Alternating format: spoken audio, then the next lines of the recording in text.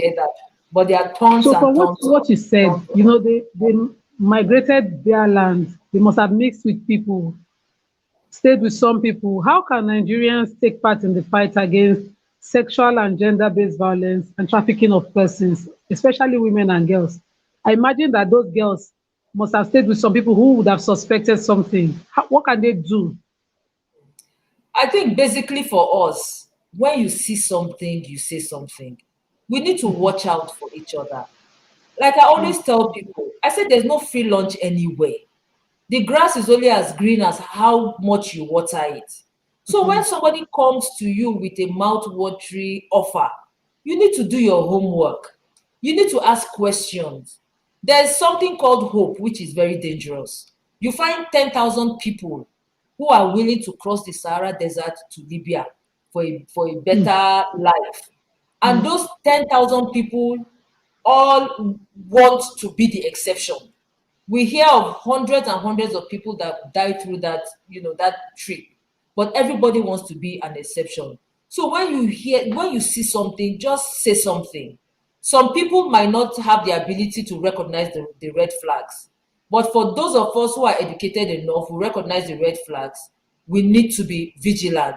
For instance, if you see a group of people together, you see a group of maybe like 15 young people looking very shabby, you notice that they all have choreographed responses to everything. You ask them, where are you going to? They all tell you the same thing. Where are you from? They all tell you the same thing. Then you should know that something is wrong.